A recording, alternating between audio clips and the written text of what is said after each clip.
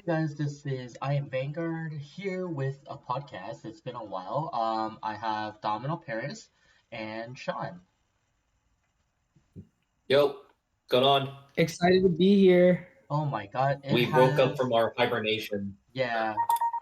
The last time we did it, when I checked the date, was in August, or not August, October. Sorry, because that's when we did our BCS Rosemont podcast. Yeah, that's a long time.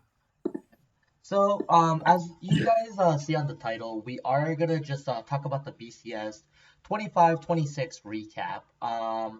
Guess we can kind of we can start off with Rosemont just because it's been a while. So, Rosemont, as you guys know, my first top there with Heart Luru, and then winning image. Sean also made his first.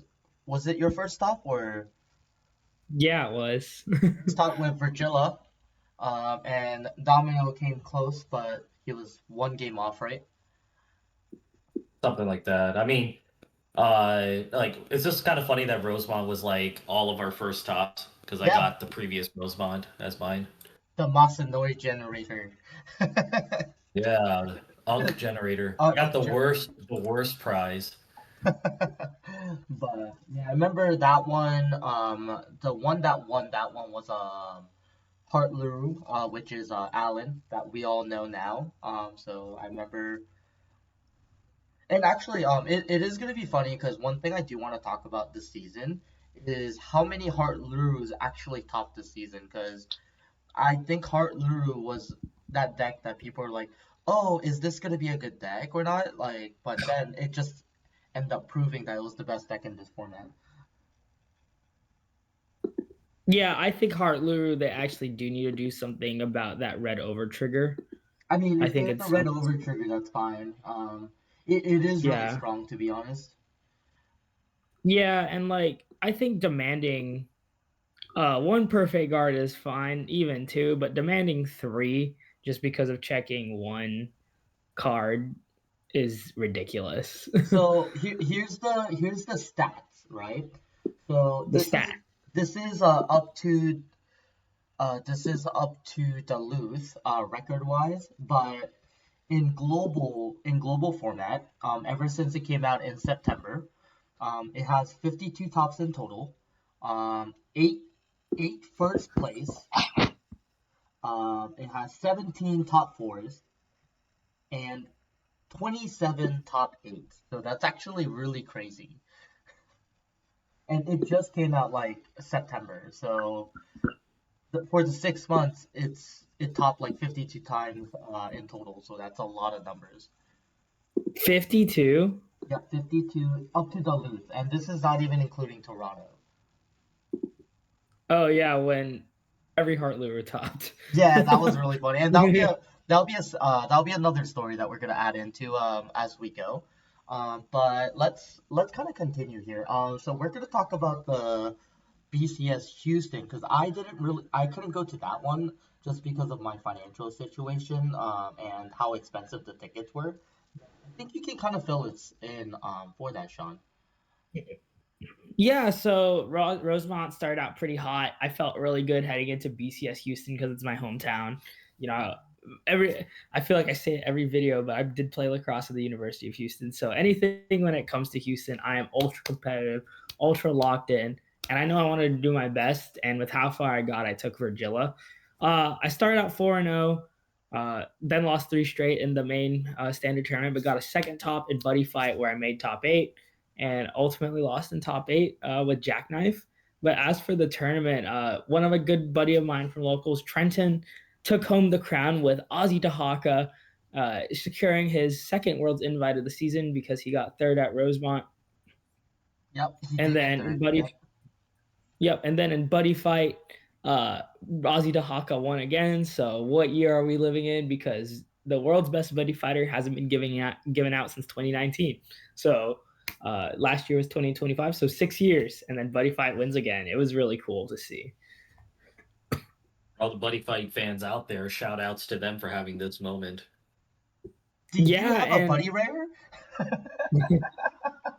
I'll say this. One of the things that was really cool about that weekend that I don't think a lot of people, all the other Buddy Fight BCSs got to experience was a lot of people that played Buddy Fight came out, brought their mats, bought all the packs, and tried to finish their decks on that Saturday so they could play in the main tournament for Buddy Fight on Sunday.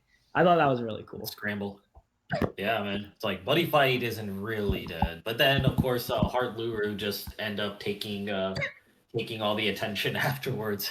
People just seem to forgot. What's really funny is now that you guys mentioned that the deck name again, so Trenton won with Azize Haka at BCS Houston, but second place was Heart Luru. So oh yeah, Marjon.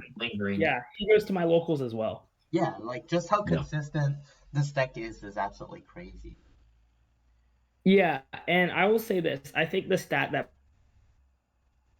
blew my mind because I'm a real big stats guy. I did stats for 4 years in sports, so like all these numbers, when you crunch it down, read through the noise, is that how did Virgilla, and break it down and you have one question, how did Virgilla not win a BCS till this weekend? No, they did. They won one in a... Oh, wait, which one? Yeah, I was going to say, like, how did they not win one till this weekend? Oh, yeah. No, for sure. Yeah. Alright, so now... isn't that the most represented deck, other than Heart Luru? Because we keep talking about it. Virgilla is definitely... I thought it was. Yeah, Virgilla was supposed to be the best deck, but for some reason, in the US format, people love playing Heart Luru. So all the results are coming through Heart Luru, interestingly enough. Well, it's interesting because like we've been going to multiple regionals, and I've kind of seen from some familiar faces of like people who I think are pretty competitive, and obviously I see them everywhere, so obviously they are. I know that they were playing Virgilla, but then I noticed the change in switching over to Heart Luru. And I mean, we were discussing, throughout the season, and I think we all can agree that Heart Luru, it's represented so strongly, and it shows good results because it's probably the most in the span of 7 to 10 rounds. It's probably the most reliable deck, just to give you consistency, reliability, stability. The play, it's very like a linear play style, so you're not really worried about pivoting too much with your games and everything. I agree. It kind of I don't know, Sean, like I don't know what you think, but this deck is the closest thing that I've experienced to Sanctuary Guard. Heart Luru? Mm-hmm. I think Virgilla and Heart Luru and Virgilla are like the two closest things to it, because like I will say both of them can be very helmet at times. Mm-hmm. And like obviously minus 4 or 5 cards for each deck, they kind of build themselves. Right. Obviously how you play it's up to you. We're not going to get into that, but like when it comes to the base, like true stuff of the deck, it's literally Royal Paladin, Vanguard, 5 attacks, super consistent. Mm-hmm. Nothing else. And yeah, I feel like that those type of decks they always do well. Like I remember when, like I think I've said it multiple times, but Sanctuary Guard, my perspective, was probably one of the S tier decks that lasted throughout 3-4 years span. Because I remember I never had to switch decks for the past like 3 years when I played Vanguard. And I feel like that, of course, Heart Luru is not going to last 3 years, but the fact that it lasted a whole season in a Vanguard tournament like nowadays is actually pretty ridiculous. So it kind of reminded me of like how consistent Heart Luru was and how the similarities kind of show. But what we can do is let's actually hop onto the Pasadena one, because we actually all went to it, right? So we all have a saying for this. Mm-hmm. How did it go for you, David? So I was undefeated for 5 rounds straight, and then I lost back to back to what's the deck name again? The Ava deck. Yeah, so I lost. Okay, yeah. Unfortunately. Yeah. So I was 48th, I believe. Okay. Domino Paris. I mean, it was the same ordeal. Like, I was I ended up like losing round 3. I can't remember the guy's name, but he was a really good guy, really competitive guy, and he was a Worlds participant. But really good close game on our end. We were like close to time. And it was weird because like it was actually the first time like in a tournament where I was like hitting time like a few times. So it was kind of weird. I'm playing Virgilla. But yeah, anywho, I lost that one round three. So I was like 2-1 after round three. Then I was all the way doing well until the final two rounds where if I just won one of those games, I was the best X3, so most likely my tiebreakers would have been fine because I think like 3 or 4 people I beat, they actually made the top 32. So I was like one game away, really. But things just didn't work out. So just one you can do. But I finished with a winning record, I guess, but just one game short. Nice. And in standard for me, I actually started out 4-0 again. Lost 2 straight. One to Ken Chong, who actually is a very good player, and then one to one of the new friends that I made at BCS, Vu. I also played one of my really good friends, Mo, at that BCS. Both Mo and Vu are going to Worlds this year. And then I finished 33rd after essentially adjustment for deck check, and I was like, come on, bubble. 37th after Swiss though, but yeah, I actually changed. I still played Virgilla. Nothing too exciting on the standard end there. And so here's another talk, right? So I'm looking at the top. I'm looking at the top 2 decks for Pasadena, and once again, there's Vice Rigger in first place, and then Heart Lulu in second. So it's just so weird to see how consistent this deck is.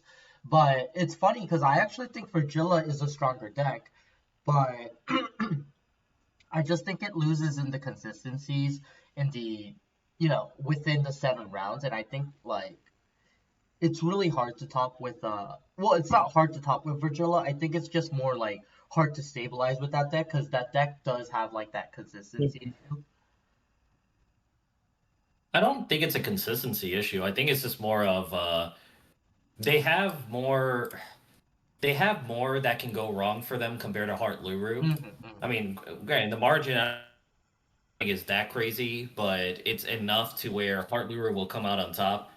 Like, cause with Virgilla, the main thing is Alpha Knights. You have to have your Alpha Knight, and I think like one other stipulation is also that it's a Dragon Empire deck, so as far as like drawing your defensive resources, you're still like just relying on just top decking essentially, like hard drawing into like defensive resources, and oftentimes like you kind of fall flat on your face with not being able to survive that one extra turn. Because the thing with Virgilla, because if you compare Virgilla to Heart Luru, I think like Heart Luru has a stronger first turn or first grade 3 turn, either going first or second, just because they have a stronger reach, they have a better pressure, they have a better way to pressure compared to Virgilla, in my opinion. So it kind of it really depends, but I think just Virgilla. I think if you could make a checklist for both decks on what can go wrong, I think Virgilla has a little bit of a longer deck list, and they both have the same bad matchup that is Prison. Yeah. That's actually ironic. So at this time, Pasadena did not have the set yet. I think it came out that week or the week after, I believe. So Prison was not meta at this time. No, Prison was not out. Yeah, even though I lost to it. Right. And I was gonna say, don't for day 2, I actually didn't participate, but I know that didn't you participate in the day 2 for Pasadena, Sean? Yes, sir. Locked in. Got my 3rd top of the season with my boy RFD.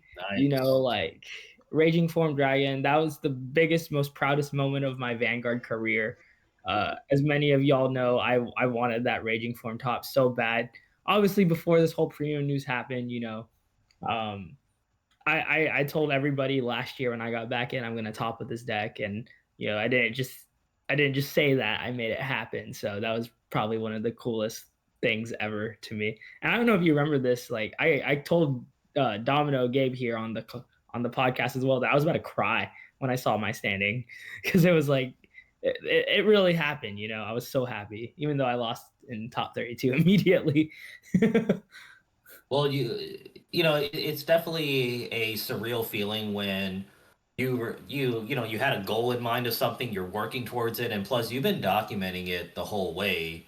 Also, it's not like you've been kind of working in silence, so everyone's been kind of following the journey and everything. So, and obviously you want something. It wasn't like you were on house money that like you didn't care whether you won or lose. Like you really put yourself out there, you put it at stake, and you followed through with it. And you did it with the deck that I mean, Raging Form is a good deck. I think it's a well-respected deck among the community, but it's not like what people think in mind when it comes to like the top played decks. So, that's another like bonus like cool points that you can give yourself. But no, I think that's probably the best highlight for the season for you. Yeah, and like even if it was 26th, not like third or 6th, and Rosemont and Houston respectively, you know, I was pretty locked in the whole day. I know I was iffy on what I was gonna play, but like it's so cool because that whole day I was feeling the support from everybody. Not just the Yeah, team that I'm on, but also y'all and like everybody who saw me finally pull it off, and yeah, just the fact that I actually got to do it and people knew what I was playing and they still had to beat me made it all that that's much the more fun swaggy. thing. Huh? Man, that's the fun thing with premium, man, is that people could know what you're playing. You probably don't even care because it's like, well, can you deal with it or not? Can you handle this or not? Like it's not going to change what I'm doing, but you're going to have to change what you're doing. I don't care. No, Yeah, for sure. That's I was why I like like, playing certain decks. Mm. nah, in my head, I was like, if I get first at this tournament, I want to get a stick to the game plan tattoo. Yeah. Because Oh, for I was like, sure. I get second? Okay, what changes? Nothing. If I go first, what changes? Nothing. Stick to the game plan. Agreed. Yeah, Um, that was so cool. I still I'm smiling talking about it right now. Y'all can't see me. I'm still like excited. no, for sure. Hey, I man, mean, it's a great memory. Yeah, back to back making top 32 is good. It back to shows back to it, back. yeah, it shows you like consistency that you as a player is very consistent with what you do. I appreciate it. Good season. Good first season back. Yep. And then let's go into our neighbor, Vancouver. So how did Vancouver go? So, let's see here. So I'm looking at the list. So Toronto or Vancouver had a lot lower number. So Vancouver's first place was Hartluru, second place was Minerva. So you can kind of see here that a lot of people were playing stuff countering Prison at this time, because there was only one Prison top out of the top 16 at Vancouver. Prison did make into, or sorry, the Prison deck lost its first game immediately, is what I'm looking like. So most likely it got counterpicked by one of the Chris Rain decks that topped, or that was in the top 8. So you can kind of see here the change of meta where people are playing something to counter Prison versus versus the previous one that we were dealing with. So there's a lot of like there's some changes here that we can see, because there's a Zorga, there's a Minerva, there's Leonore, there's Chris Rain, and there's I mean Heart Lulu is always gonna be there. Virgilla, there's one Virgilla top, so it's a bit more diverse because these decks are counter picking on Prison. So I just wanted to mention that because I thought it was interesting. And yes, first place was Heart Lulu, by the way. Yeah. How many BCSs has that deck won to this point um, in 2 right now for Canada, or I mean for English, sorry, North American side. All right, so now let's go into Georgia because that was the one that we were all at once again. So before we talk about the experiences, first first place was Chris Frame, by the way, Mm-hmm. and Not then surprised. here's the kicker is that 1/4 of the top 32 was Hartluru, and then I'm gonna say almost close to 1/4 was Prison. Oh my god. And like only one Virgilla, right? I remember this because I Yes. was Yeah, I was like, what happened? Yeah, because I So went 5-2. there was Yeah. only two Chris Rain decks, by the way, and that one two made a top four. So all the prison decks got counterpicked in the way. Oh Yeah, gosh. sounds about right. Hey, And but shout outs to my man playing Ava in oh top yeah, 16. true. That deck was actually surprisingly good. I don't The think it deck was is very surprising. underrated. Yeah. Yeah. I think that deck is plus 10 to your Vanguard away from being Mhm. actually very, very viable. All right, so I Yeah. guess like now we can kind of go in. I know that so we had another person named Max in our group as well. So he also played prison with Gabe.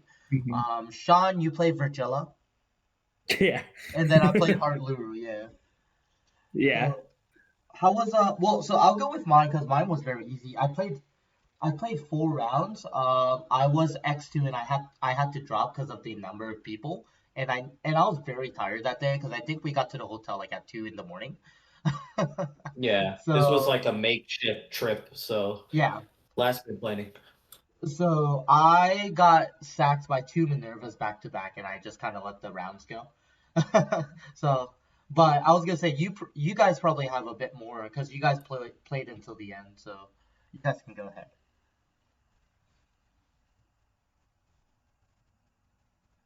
Go, Sean. Okay, so BCS Duluth, I actually documented this one as well. I really wanted one more shot with Virgilla because I was like, this is the last BCS I'm attending before. I need to just focus on life for a bit because doing the Vanguard stuff is fun, but like Vanguard can't give me a career as much as we all want it to be. Agreed. No, agreed. I started out 1-1 and then just won out, and then face was my back against the wall in round 7. In order to make top cut in a 500-person tournament, I had to go X1 or better, and we all had to go X1 or better. I lost against Heart Luru. I finished 54th, and it blows. We'll probably talk about this more after Gabe finishes his recap. But like 7 rounds for 502 plus players is not it. Like I don't get why X2 is 32nd all the way down to like 98th. Like that made no sense Yeah. to me. That Yeah. was for sure an 8 round tournament. Yeah, and like I don't want to be that guy and be like round 8 could have changed everything, but in this instance, like round 8 Oh, for should sure. have happened. Yeah. Even if you didn't get the It's top, it still should have happened. It still should it's have almost happened. God, it's almost reminiscent of the some of the old regional days where it was pretty much X1 or bust. Yeah. And Yeah. if you're X2, it's like, well, I mean, just be glad you played because it's like X2 is like whatever. It's like kind of lost Yeah. pretty much. And like I don't and I'll speak to this probably more after Gabe goes, but like I really was pretty upset about it. Like after bubbling so much this season, like I got 34th in Chicago for premium, essentially 37/33rd in Pasadena. And then like, dude, this happened. I'm just like, seriously? Like what more can I wait? And like there's actual stakes and money spent on these things, and without any monetary prize, I was pretty frustrated in the sense of like I was literally just right there multiple times. Yeah, and I mean, there like we talked about it too before with each other, and sometimes it's always about taking things into perspective. And like obviously, there is like it is frustrating when you're close. But at the same time, it's also like there's many people that can't even that wish they could be in that position. Yeah, And of course. I always say that if you're constantly getting close, then that means that you're good enough to get yourself in position for next time to do it. That and the fact is you already did it before too means that you've already proved that you can do it. And so now you becoming close or you being a threat to actually being one of the top people every tournament you go into says a lot. And if you think of yourself maybe 6, 7 years ago when you were playing this game, do you think you would have considered yourself that at that level? Maybe, maybe not. But I have to say that it's a big improvement, compared to now.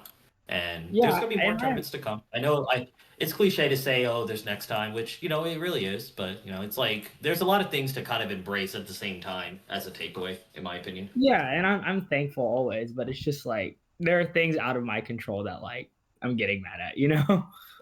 I mean, I think that's I don't think it's really you being angry. I think it's more you being hungry. You're hungry. You actually care. You actually want to win.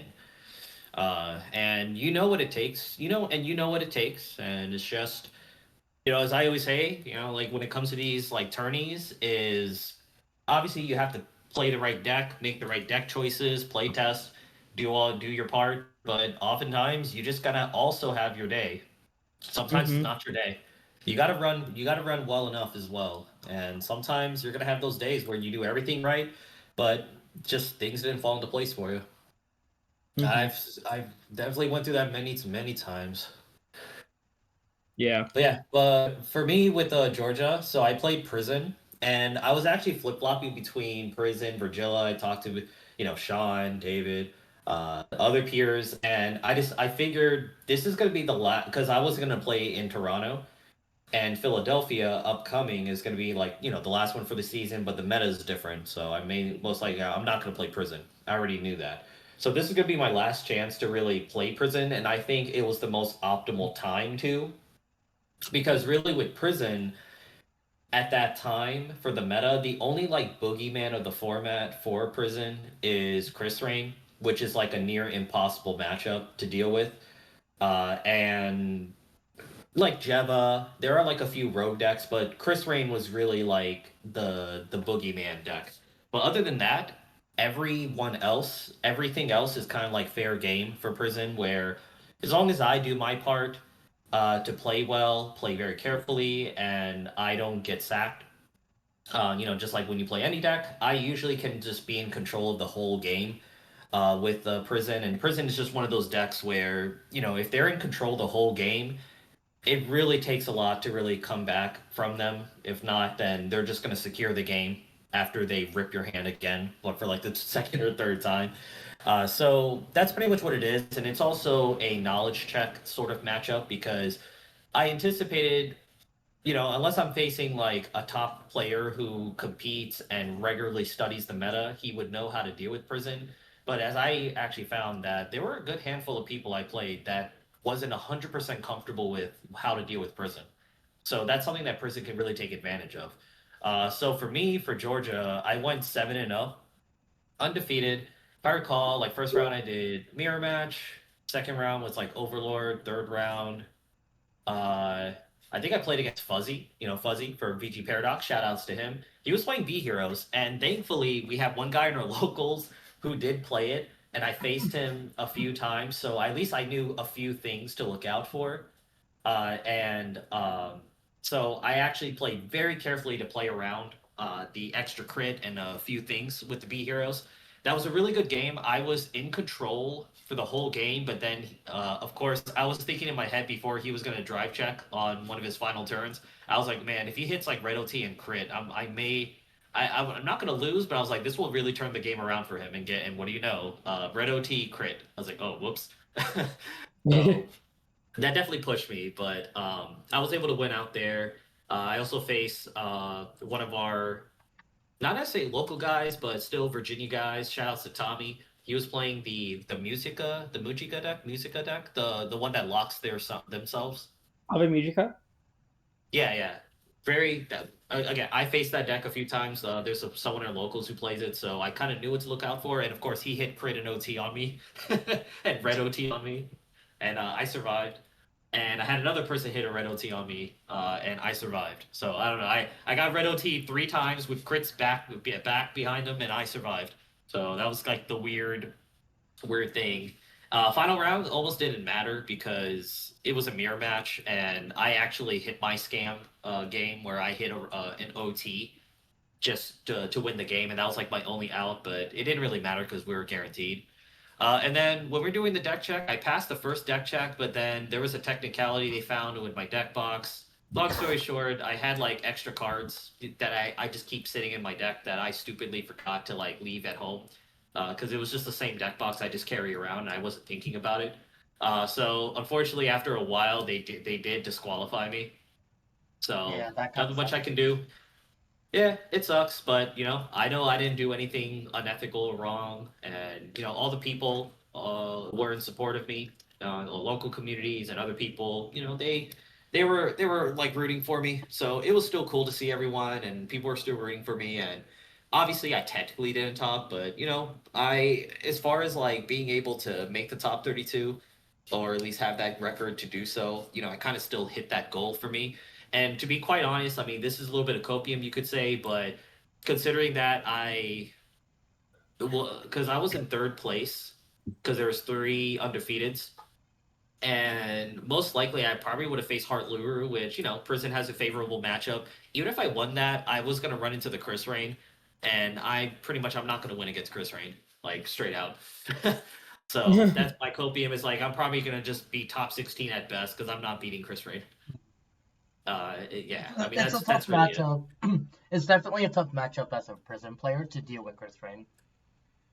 Yeah, and then Minerva's around the corner, so it's like, and Minerva is good against Prison, and Mhm. I tried. I pretty much went into Prison. Say if I face Chris Rain, I just hope to sack him. I'll be aggressive. I'll just see what happens, but I'll just accept that I have like a 10% success rate. Other than that, anything else, I'm fair game. But I feel bad for our friend Max, who was playing Prison as well. He ended up eating all the bad matchups for me. So shout outs to him for doing that. I'm sorry for your sacrifice and hope things will be better next time for you. But definitely, and we both, discussed after the tournament. Are like, yeah, we're not playing Prison. So Not for now I until the actually meta wanted to switches. mention something because I've actually been to every BCS in the States except for the one in Houston so far. Oh well, I guess if we're including Canada, then I haven't been to Vancouver either. But long story short, this season they've been very, very, very picky. With the deck checks, like they've been really on it this season. Because I don't know if you guys remember, but Pasadena for standard they kicked out like 4 people, 3 people, and for premium they kicked out like 4 people, like Yeah, it was disqualification. wild. And then Yeah, like Georgia, I think it was like you, right? And then someone, one other person. yeah, one other person. I think Like, Rosemont had one well, too. Yeah, comparatively between the very, very first regionals back in like 2013, 2014, I think they were yeah, far pickier in my opinion. Like I've seen people like get DQ'd immediately for stuff because what at least to give fairness, what they have been passing with deck checks, they easily could just eliminate people for, but they do allow some leniency to switch out cards, switch out your sleeves and everything like that. But there's still going to be some gray area, some subjectivity. In my case, I think it was a subjectivity sort of thing where I felt like it could have went either or. Like I mm, was, I discussed with them. I had a discussion with them and extensive one, very passionate one, and I said I'll take the warning, I'll do whatever, but they made a decision. So okay. it's unfortunate, but it's like you know rules. They have the rules. You just got to be careful, very careful, going into these regionals for prep. Really be careful of your sleeves. And I also say, especially for foiling, I don't know. I feel like the card foiling quality has really diminished over the years. The curling is insane on these Yeah, cards. So you got to be very, very careful because I know I saw in one deck check. It wasn't my OT, but I had like a blitz order that was curled a little bit just because the foiling is so bad on those mm, FRs that he kept like seeing it. So I was forced to change the sleeve.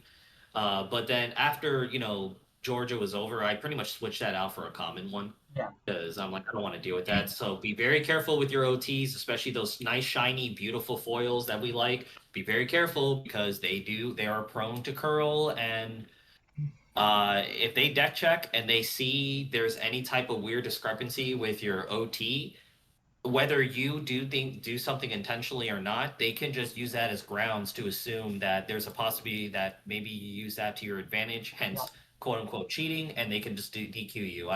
I've known a few people that it happened to, and I know that they're not cheaters or anything, but unfortunately, when there's what they find as evidence for something, they will make that assumption, and then they're gonna have to say, okay, well, just to be sure. No, yeah. I mean, you should already know, but I've been dealing with curling for a while. Like I remember Yeah. like before Toronto, which was last week, um, I literally had like my deck sleeveless. I put it in between boxes, and I put like yearbooks on top to just flatten it as much as possible. It worked, but I'm just like, this is too much effort. Yeah, you gotta be very careful. I mean, it. See, I don't double sleeve my cards anymore. I used to, man. I mean, obviously, I used to back in the day, but I kind of like stopped doing it. I almost just want to go back to double sleeving again because I always found that like whenever I double sleeve back then, I felt my cards felt more rigid. It felt like it held up more Yeah. as far as form and shape. Um, so I don't know, but yeah, I mean that's pretty much how Georgia went. So obviously a very sour ending for me personally, but I still got there. So Yep. I still got there. I was still 7-0. So And I don't have you a can trophy to definitely go yeah, you to can go. definitely do it again. So I'm not worried about that. Yeah. So I mean, look, I like I said for all the football people out there, I got the New England Patriots schedule for my lineups playing prison. I got all the matchups I wanted. I didn't get scammed. They try to take it from me, but nope, not today. I was like, nope, not to. It's like, nope, not today. I got three red OTs. I survived. Yeah, Couldn't survive the final, but whatever. and Broncos won that game that day of, so you Oh were yeah, relatively they did win the weekend. They did win the so weekend. So you that were was relatively happy. So Yeah, the Texans lost, so I was yeah. yeah, whatever. Anyway, football season's over. We're just looking forward to next season. But yeah, that was Georgia. So and then I think next was Toronto, yep, which I which personally was didn't last week. go, but yeah, but we had David's Oh highest no. highest ranking, the top four, Yay. top four Top four, Canadian one champion. away from worlds. Yeah. Yeah, top And four Canadian Heartland Group champion. that was the saltiest part is I was one away. But no, I mean overall, me and my buddy Max, we both went to Toronto. They Mhm. had they had 290 people signed up, but only 280 of them end up playing. So going into the games, I was actually 5-0 in my first 5 games, and then I lost back to back to a Leonard sack, which if they didn't hit the OT, I actually had that game, and then I lost to Katana World because I just can't do anything in that matchup. But regardless of that, because that the low amount of participants, I actually made 27th going into the top, the top cut. So I made it without any problems. So I was like, okay, yeah, Heart Lulu was a good choice. I made my top 32, and they did a deck check. And actually, funny thing is, you know how you were mentioning about the curling on the cards? So what the judges did is that they gave the guy 4 cards that was curled really bad, and they put like they gave him proxies to use. Wow, that's details. Yeah, they What? gave they gave him a Harry Stride as a proxy, and they took a Sharpie and they put fuzzy. If the Heart Lulu card is like Fuzzy Bear or something, they put Fuzzy Bear on the name, and then they were like, okay, when you see the proxy, you let your opponent know. The super curled ones. Oh, And no one got DQ'd at Toronto, so it was a very lenient tournament. interesting. Yeah, so that was really funny. Because you were mentioning someone got DQ'd because their cards were too curled. Well, one of them just got like free proxies to use throughout the tournament. So That's Yeah. crazy. That's actually really impressive that they did that. Well, good on them. yeah, no, I mean, Hey, they good. no, no, that's pretty nice of them. I never heard of anything like that at all. Yeah, so they gave him proxies to use for that top 32. I actually faced him. That's why I know.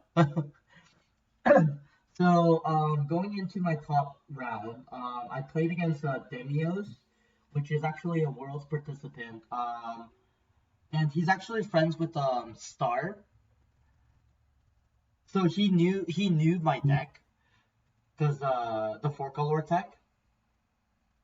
But I ended up winning that game because he bricked and I bricked. But between Virgilla and Heart Lulu, if we both brick, Heart Lulu still does a little better for some reason. So I actually won that game by like a hair. Going into top 16, I played against the proxy guy. He was playing Heart Lulu.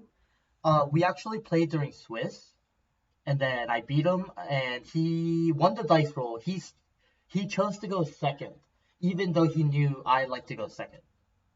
Or sorry, he chose to go first, even though I like to go second. So I had that game because I hard mulligan for the four colors, and I had 8 cards in hand while he only had 4 cards at 4 damage. So I took that game. Top 8 was a little nerve wracking because he was playing Vice Ruger and he won the dice roll. But I did the same strategy as before. I hard mulligan for the Focalors. I hard pushed them at grade 2 turn. I pushed them at 4. I stayed at 1 damage. I gave him the 1 turn that the Vice Ruger has, and then I just killed him on my grade 3 turn when I rode grade 3.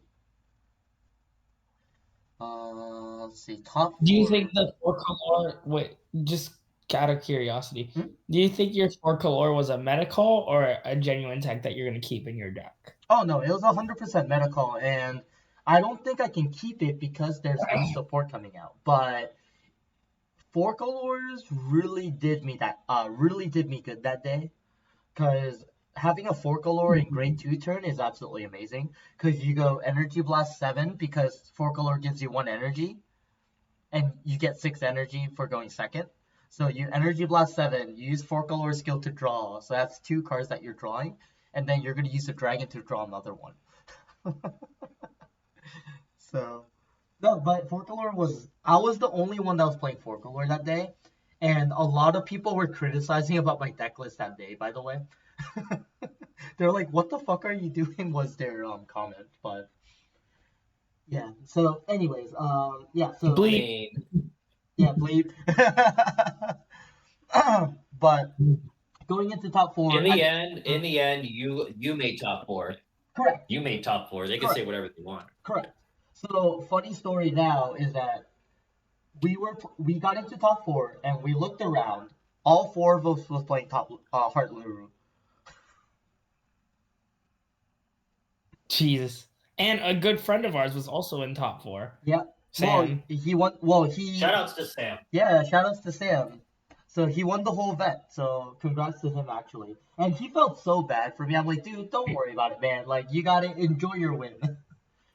Because me and Sam actually never played, like at all. Because I got knocked out by the other 2, so I couldn't even play Sam.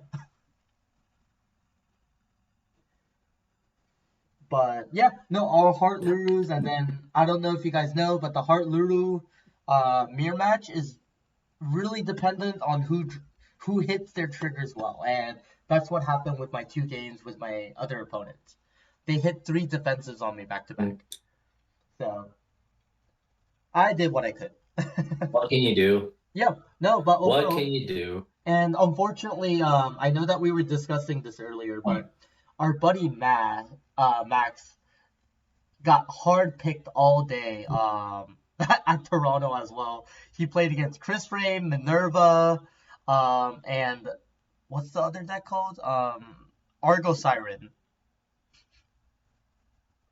Argo Siren. Oh god. And that's like a huge counter pick to Prison, by the way. So he just had the worst luck. So it's unfortunate for him that he got counterpicked that day. It's kind of weird, because Prison, I guess in a way, it's kind of like a control tempo type of deck. Right. But then, like, you would think as the control player, you shouldn't be scared of anything. But the fact is that, like, either your opponents fear you or you fear your opponent. There's really no in between playing prison. It's a really like weird feeling. Mhm. For the first time I really had playing a deck of this like play style. Yeah, Prison's a very interesting deck. So yeah, that's my top 4 story for Toronto. I got a nice playmat and a Sanctitude. Yeah, you did your thing. Yep, it was fun. And then I was gonna say we played. Oh, it was so funny, Sean, because me and Gabe were playing the Valentine's event yesterday. One of the guys that was playing Heart Luru yesterday, he purposely turned on the video I did. He's like, I'm gonna learn how to play Heart Luru. I was like, dude, turn it down. That's funny What's though. it called? Toys are made for children. He's like, I'm gonna learn from the Yep. best Heart Luru player. I was like, no. That's funny though. It was funny, but yeah, but overall, Okay, we have a little joke at locals. Every time I lose, we play prizes. No, just kidding. There you go.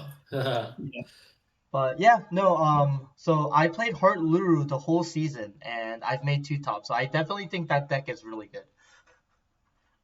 Yeah, I think Agreed. even like everywhere thinks it's really good because why don't we touch on Puerto Rico too? Yeah, If no, you I literally forgot. I forgot all about Rico. give me 1 second. Let me get a list Okay, real let's quick. cut this part out of this. Let's cut this part out where we search the Puerto Rico. No, I got it. Yeah. Going on. So we actually know both of these people. Well, I know like 4 people from this list, but I'll go with the 2 people we know. So shout outs to Crow that made 2nd place, and Twan, which is part of the group for Crow. He made 1st place with Prison, and there was no Heart Lurus at all in the top 8. Yeah, Puerto Rico, smaller tournament, top 8 only. Shouts to Crow, shouts to Twan, easily locking up the world's invites. Yep. Yeah, that's all I gotta say. I don't know much about that whole tournament day, to be quite honest. They had 96. I just know They had 96 players. Okay, 96 players. Yeah, top 8. Yeah. So yeah, valid. I mean, they basically played locals. Yeah. I don't think y'all want to say that, David. You need to cut that part out. I mean, the amount is basically locals. I mean, we have to see. For me though, like I'm not criticizing it, and I'm not saying it was an easy tournament, because that's not the Okay. facts. My facts is that it was a smaller tournament compared to the 500 tournament that we've been having. So yes, it was basically a local level. Yes. Yeah, but I never said the competition was bad. I just said it was a smaller tournament, so don't worry. No, Puerto Rico definitely had a smaller amount of people, but it was very compacted with good players. Because Toronto was the same thing. It did have 300 players, but within the people that topped in the top 32, they were all really good players. They were all like world ranked players. So yeah, I mean all these tournaments are like pretty tough. They're not like easy. And I'm not gonna say in Vanguard there's a such thing as a free win unless like you really hit like crit OT the whole day. Which I mean, even if you did, I mean, remember I think me and Gabe were talking about it in the car. Because I was saying like how easy Heart Luru is to pilot if you hit the OT, but he was like, well, yeah, listen, so if you're not a good player, you don't know how to take advantage of an OT. Because I remember that one Worlds game or the Deluxe Cup where the Chris Friend player hit the OT and they didn't know what to do. So Like his brain just like shut off. It's that feeling when maybe like it's like he didn't hit an OT in so long. It's like, oh my god, I hit one. I don't even know what to do anymore because I think he like forgot to like draw, and then he was supposed to do another decision. Yeah, his brain just shut off, and it's like he just didn't know how to play Vanguard anymore. yeah, and that's I what I remember want to say that is was like really funny. even if you do get lucky, I feel like that you have to know how to take advantage of it. Like luck, like I say, like when it comes to regionals, so there's like four pillars I say when it comes to being a good competitive player. The first three pillars is you have to choose well, as in make the right deck choices that caters well to the meta and yourself. You have to build well. You have to make good card choices. That's either a meta call or something that is really refining for your deck. Just so choose well, build well, and you got to play well. You have to Mhm. play your deck well. You got to play the matches well. You got to have good fundamentals. But the fourth pillar, it's at a separate grouping as the first three because the first three pillars they have to work together. If one of them you don't do well, if you don't do any one of those first three, then well, everything else falls apart. But the fourth one is you got to run well. If you run well, it can easily make up for what you're lacking momentarily for the first three, but but they kind of like work hand in hand. But you ultimately have to run well. So it's just when you're going into regionals, I mean, I know there's some players out there who are pretty consistent, but for the most part, the expectation is you just play your best, play optimally, and you try to position yourself so that like bad luck is either very low impact, and you got to make those like above average decisions on the macro and micro level to position yourself to be least impacted by the bad luck. Or sometimes you have to take some chances, but ultimately, like if you felt like you played well, but this things didn't go your way, often we'll just say, well, it wasn't your day.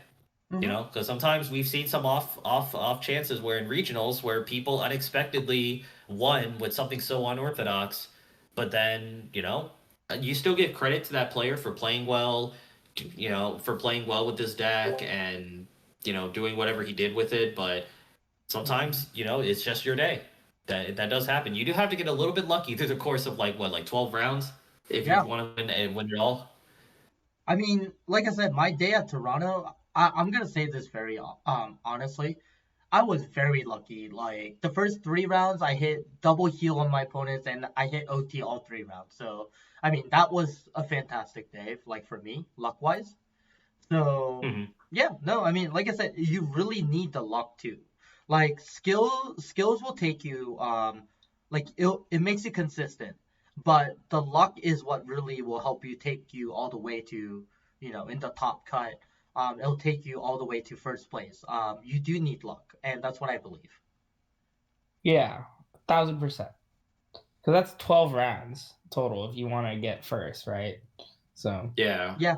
Like really, hey, and there's a different mindset when you are going into these regionals, right? Because like the excuse me, because the Swiss rounds, like the first 7 rounds, that's one monster. Top 32, that's a separate monster. Yep. So sometimes there are people out there who plan to just try, they're just trying to go for it all and they're going to make a meta pick, a choice to go against the decks that they anticipate that are going to be represented in the top 32 and they're confident that they can at least try to get there. But you always want to look at things as a collective. Like in 7 games, how stable is this deck going to be for me that I can rely on for 7 games? And with the exception of like a few regionals like Georgia, as you mentioned, Sean, for the most part, it's like get your 5 wins to go X2, and then you have a chance. Go X1, then you're pretty much guaranteed. That's pretty much the idea. And then once you go in top 32, you just kind of you take it from there. But that's pretty much the mindset when it comes to these regionals compared to like maybe a 3-4 round locals. Yep. For sure. and can you even handle playing that deck that long? That's another thing too. Because I know some people. Uh, I won't say names, but it's like it's very clear. It's very clear who's been, I always say, battle tested for these things. Because the Mhm. mental endurance, it does take a lot of mental endurance. Mhm. And like I know, I've been working like retail jobs since I was like 16, where I'm working like 20-hour shifts sometimes on holiday seasons, and I work like overnight late shifts and stuff like that, and I'm still getting off to go play poker and other card games. I remember back in the days I played Yu-Gi-Oh and other like card games, and I've been doing the nitty-gritty like late night games, going to like 2 hours sleep turnaround on a tournament, playing all day. So like I've been doing this for a while, David too as well. You know, Sean, obviously you're getting your licks in as well. So yeah, it takes a lot of mental endurance to really, you know, play for a long time and stay optimal. So a deck that's not as mentally taxing is also nice. Yeah, Virgilla. Yeah, this hey look, Hard Luru Literally. is reliable, consistent, Yeah. stable for the most part once they get their things set up, and is like it is not as mentally taxing to play. Yep. No, 100%. I had maybe I used maybe 10% of my brain power.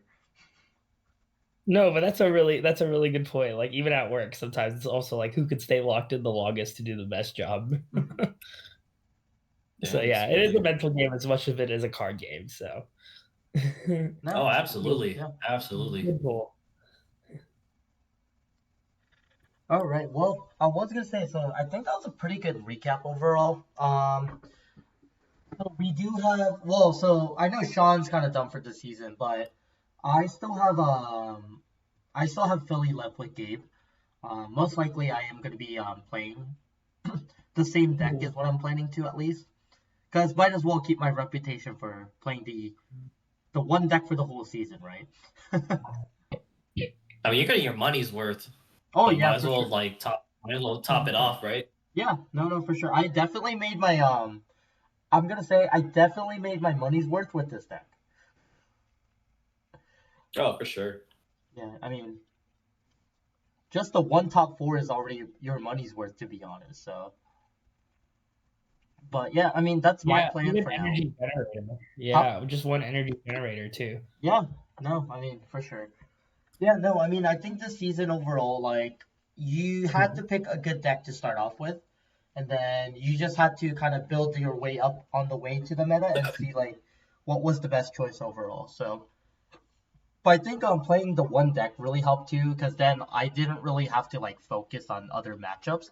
Like I just had to work on the new ones that came out, and that actually helped me, because with someone like myself that kind of runs around, do social things, like I think like playing different matchups with different decks would have took a lot of my time, which I don't think I can do that.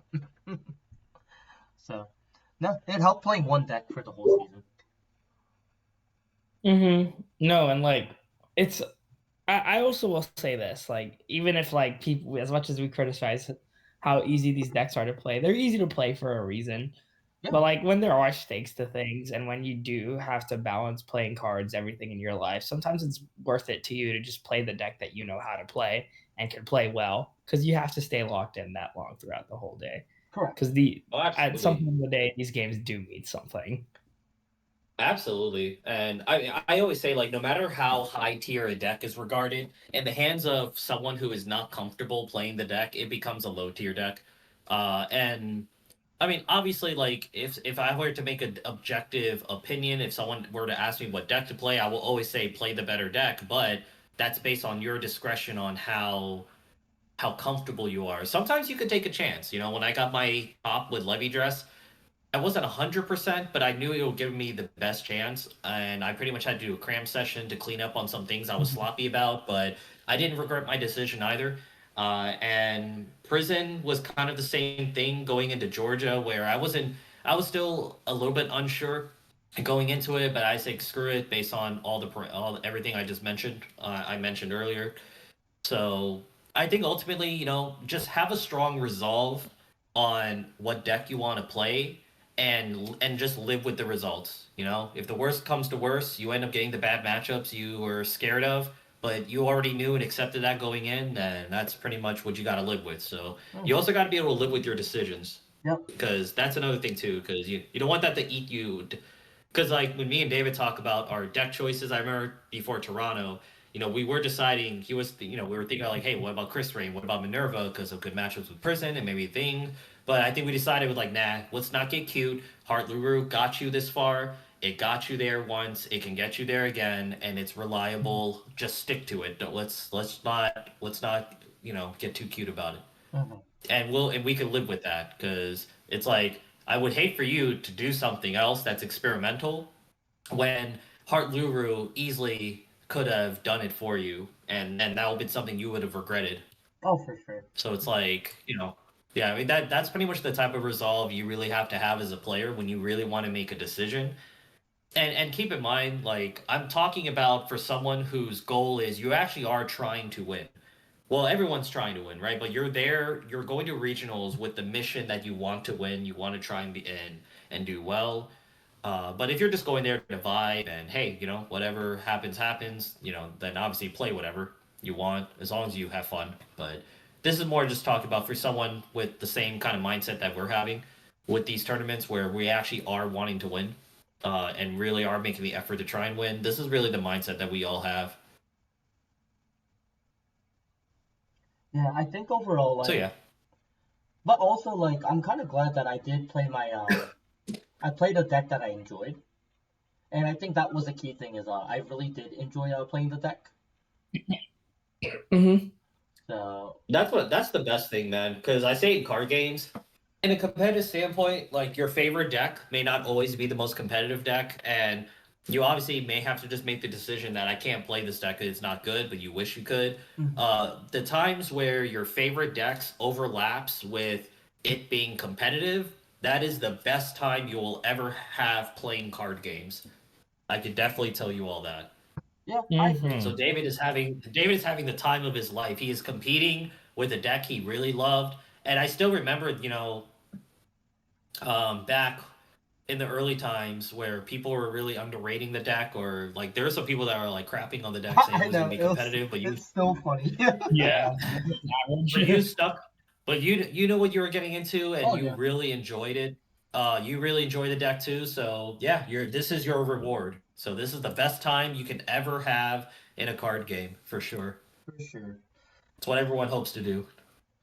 But I would say, hopefully that we're gonna keep coming to do our podcast now that BCS season is done, and like we're now we don't have to like focus as much playtests and stuff. So we'll probably be doing more things. We'll just have to come up with new topics. So Well, what are you guys looking forward to? Because we already have an idea of what's coming out with more spoilers week to week with the episodes. The Vanguard episodes, pretty nice switcheroos going on. And then of course the team format with how they're doing things for next season. What are you guys looking forward to? why don't you go ahead, Sean? I'm looking forward to Dinosaur Roar XD. All right, all That right, all broken, right, stop with that. All right, stop with that. that broken card coming out in set 12. I can't wait to put it into my Virgilla deck. Oh yeah, that card Oh, is it's gonna be so good. So good. It's already proven. It already proven itself. It won Yeah, it Japan actually, Worlds. yeah, it won Worlds. Yep.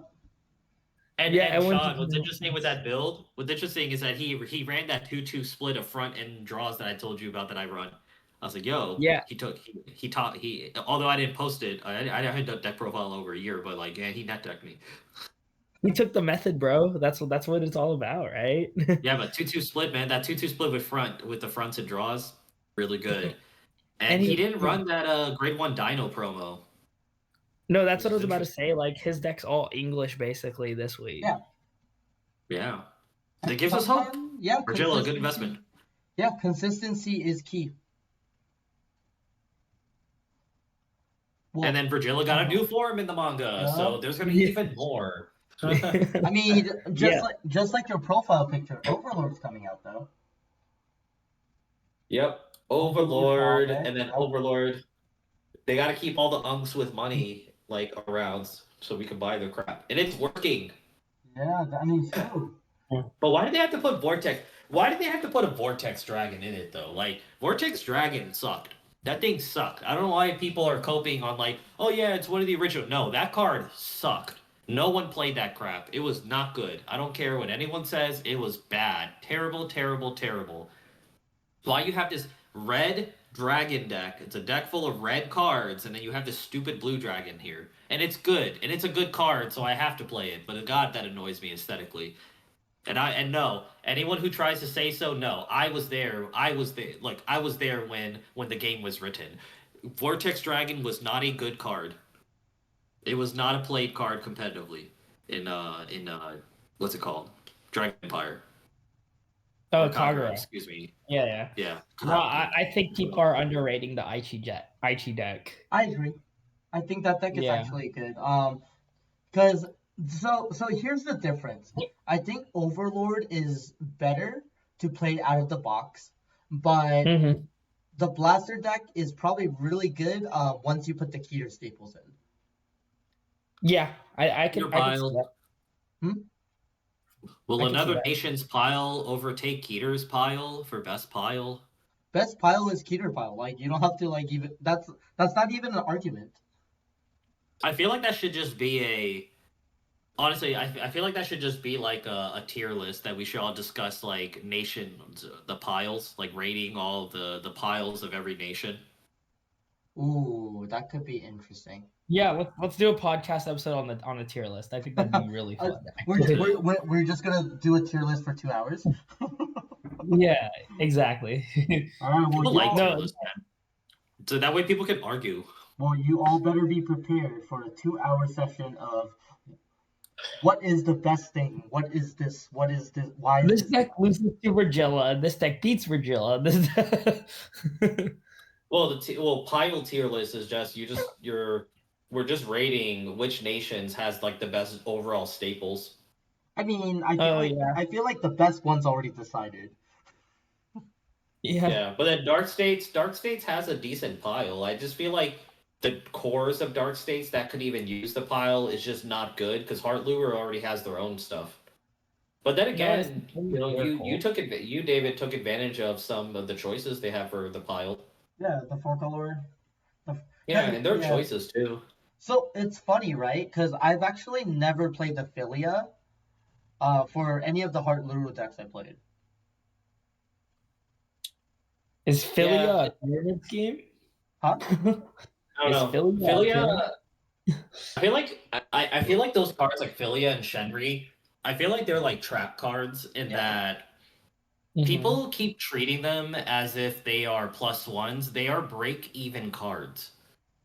You're losing a card just to draw a card. Like they are card cyclers. They don't plus anything for you. But what makes them really strong, in my opinion, is the +5 they can get early game, so you can pretty much guarantee your damage. Yeah. When you swing with them, and they're really good for those numbers. And yeah, card cycling is good if you play a deck that uses soul. It does supply soul, so it provides other utilities. But I don't know. I feel like people fall into that trap of like they see the card, they say draw a card, and they think like it's the most broken thing ever, which is still a really good card. But people, I don't know. With the way I hear people talk about those cards, it almost like they're saying like it's a free +1 or something. I'm like, no, it's not. Yeah. No, and also like in the Virgilla deck, it's another chance to see like Elf Knights or your key combo pieces to help you. Yeah, it's a cycle. Yeah. Yeah, of course, it's a cycle for sure. But you know, The top actual- 5 checkers could be better. The actual +1 is when you Energy Blast 7 to draw a card. That's actually a plus.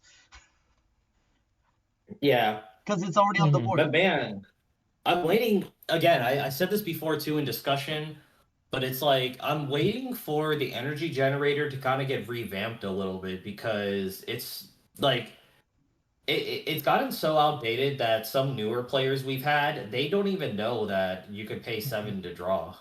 Oh, yeah.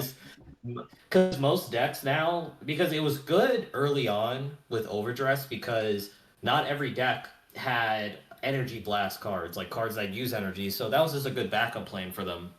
But now it's, I mean, like everyone and their mother has ways to use their energy, and I think like it should be revamped a little bit.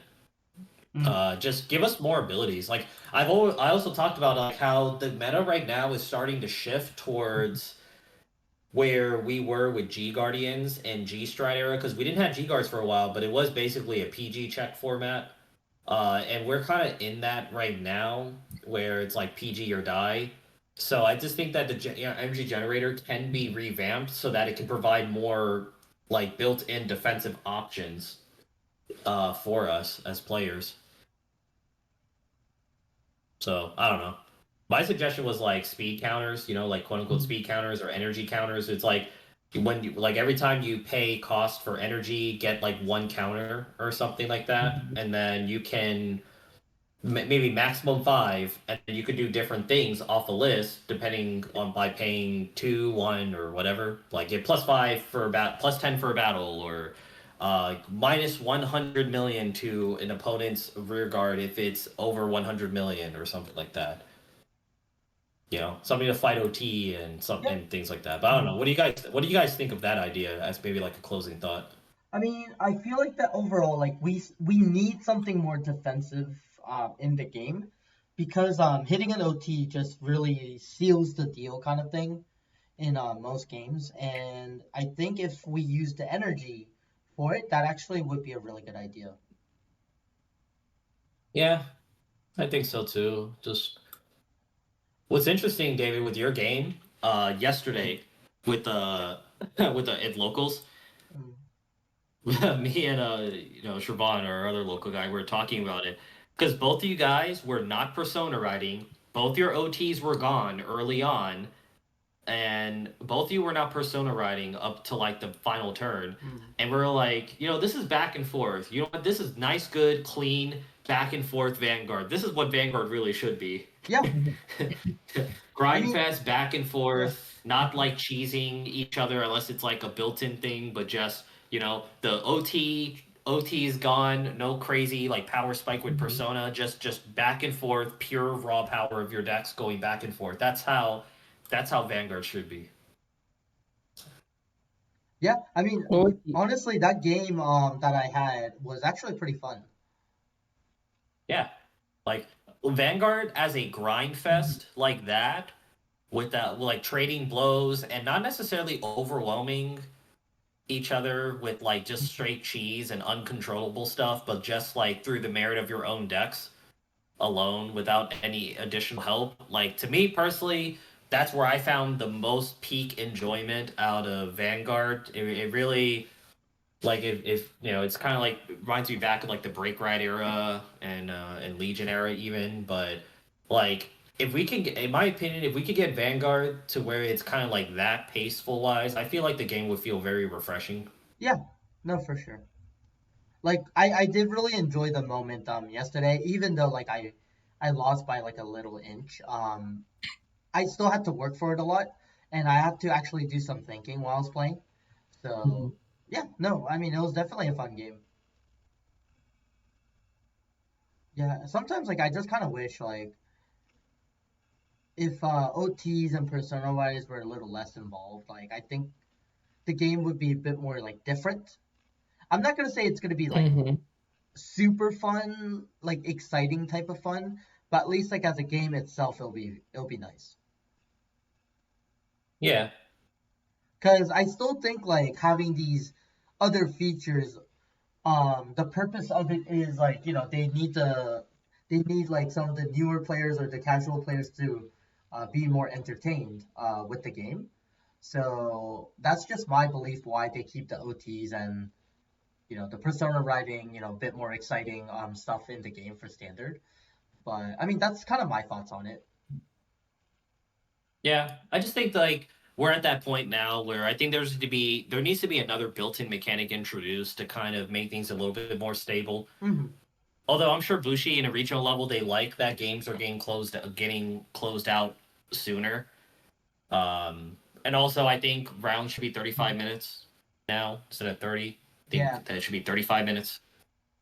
no, for sure. I think there. That's just me. I mean, even like the person that's playing the fastest deck in the format, like I was going into time as well. Like I almost went into time a couple times as well. Dude, I went to time as a Virgila in one time against Harluru and another time against in the mirror. And because it was those games where like both of us are healing. Both of us were kind of healing and we weren't really like going too powerful off the gates early on. So it was a little bit of a grind fest, slow start for both of us, and we were tiptoeing with each other. But then, like obviously, we started like throwing our haymakers once we got there. But there, it definitely was a process to get there. So. I don't know, I think 35 minutes. We went from 25 minutes. We progressed to 30 minutes. I think 35 minutes is the new sweet spot for games, in my opinion. Yeah, Especially after premium, huh? We could do it all day. Yeah, exactly. And if you're gonna fix it to 7 rounds anyway, I mean, you already know, like what you already know where you're gonna stop. So Yeah, but I think overall, that was pretty good podcast for a podcast we haven't done in a while. So, but let's do our shout outs. You can go ahead and Sean, do your little shout outs that you have. Shouts to my sponsor, Kingslayer Cards. And thank you to everybody for their support this BCS season. It was so much fun. Thank you to Gabe and David and Max. I got to stay with them a few times. And it was just really, really fun. Shouts to Commander Jaime. Shouts to James from my locals. And honestly, just shout out to you, the listener, because we love doing this. We just, like David said, we just haven't been able to do it for a while. We So it's were nice to locked get all of in. us. Yeah, we were locked in, as we say, but it's okay. It was a day. Congrats to David on his top 4 finish in Toronto, and congrats to our friend Sam on taking BCS Toronto, so he could get a shot at Worlds. So really good stuff, man. Go ahead, Gabe. yeah, just shout outs to all the Vanguard players out there continuing to enjoy the game, and all the OGs out there that's been sticking around the game for a while, or maybe you were out for a while and now you're coming back. Shout outs to all the old friends that I've reacquainted with over the years. You guys know who you are listening. Ever since the very early days, and we've all are slowly graduating to Unk status. And shout outs to Sam of Entropy Vanguard for his win in Toronto, the Canadian champion. And just shout outs to David, obviously, for his best finish so far this season. There's going to be more to come for all of us. So, and of course, shout outs to just all of us here, and all of us here. I think we all did fantastic for the season, Yes. for what it's worth. And looking forward to more traveling, more competing, more testing, more theory crafting, and more Vanguard. So let's just continue just enjoying this. It's all a card game in the end, right? Yep. All right, so my go. Shout outs to well, actually, they're not JP's curtain calls, so I probably have to fix that image. They actually got a new name. They are called Games Over Graphics and Prints. I do have a link down below, so make sure you guys check them out with my code that I have. So make sure you guys get your 10% or yeah, 10% discount on your products. They don't do Vanguard, but they do gaming products. So check them out. Shout outs to Blue 52 Cafe. And actually, thank you for posting my top 4 congrats on your Instagram page. That was nice of you guys. Make sure you guys check them out. Get some coffee. They have really good food. So definitely check them out. Shout outs to Gabe for traveling with me this whole season and supporting me throughout the season. Shout out to Sean. Obviously, it was really fun with rooming with you and all. Even though we never really got to hang out during the season, we just like kind of played card games, did our own thing. But no, still huge shout outs for the support. And I mean, since Gabe and Sean already said it, so I mean, Sam did well, good job. Congrats once again. But we did it like 2 times, so no need for the third one, right?